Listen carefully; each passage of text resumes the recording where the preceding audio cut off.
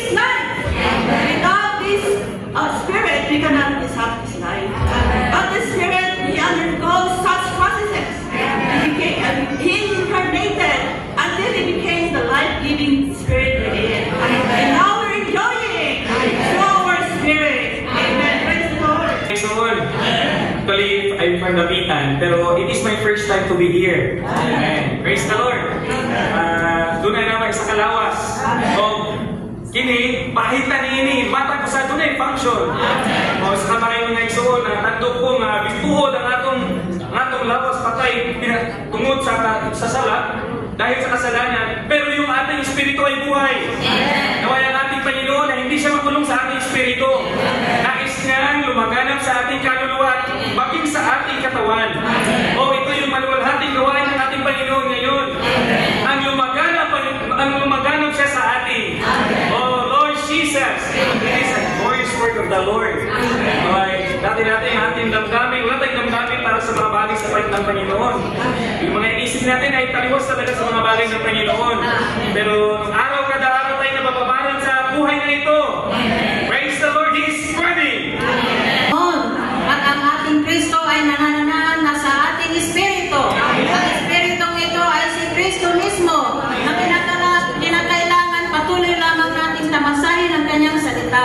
Kaya ako'y nagpapasalamat at ako ay nakarating dito sa Mindanao.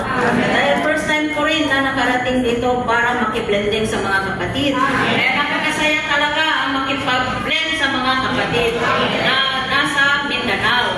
Kaya dito ko nakita na lahat ng mga kapatid ay nag-i-enjoy sa Panginoon. Dahil tayo ay nasa isang katawan. Tayo ay nakatanggap ng biyaya. Ang biyaya nito ay si Kristo mismo.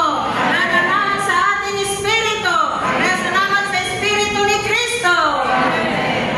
Salamat sa Panginoon. Kasi Kristo ngayon ay ang espiritu. Dahil siya ay espiritu, siya ay ating natatamasa. Na-enjoy ko yung inyong mga espiritu, mga kapatid. Napakainit ang inyong espiritu. Dahil sa espiritu ito, hindi na magbabago. Isa lamang ang source, isa lamang ang pinagmumulan. Salamat sa Panginoon, siya ang espiritu ngayon.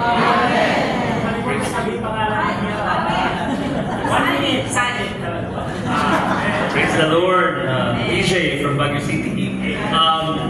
We are very thankful that Christ is dwelling in us.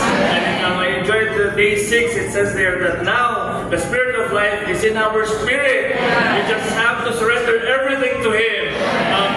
Let Him work inside of us and penetrate us within our hidden parts, brothers and sisters. So let's go ahead and exercise our spirit. Aray ko ng Ginoo, Pastor Lauren Ignacio, originally from Zamboanga. Tungutin ako mag-Bisaya. Sa Romans 8:10, ipakita sa tuwa nga, although ang atong lawas patay tungod sa sala,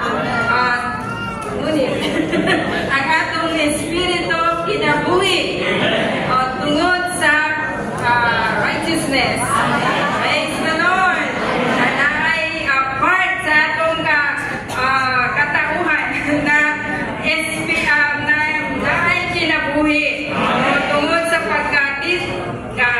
pagkatisod sa tao, namatay ang atong espiritu kadagog ang atong lawas.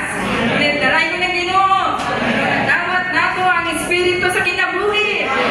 Nabuhi ang atong espiritu. Kaning espiritu gusto niya nga mukalat sa atong Tibuok pagkatao. antun sa atong lawa. Amen. Salamat sa Panginoon. Karamihan din pa amin, bago lang nakarating ng Mindanao. Kasi ako pala si Linda, Austria. Tagaliti din ako. Bisaya din ako. Kaya ito sabi nga dito, kung ang sinuman ay walang espiritu ni Kristo, siya ay hindi sa Kanya. Kaya salamat sa Panginoon na tayo ay may espiritu na tayo bawat isa sa atin. Kung walang espiritu si Kristo o si Kristo ay hindi espiritu, magiging walang paraan upang tayo ay makaupo sa Kanya. Kaya salamat sa Panginoon.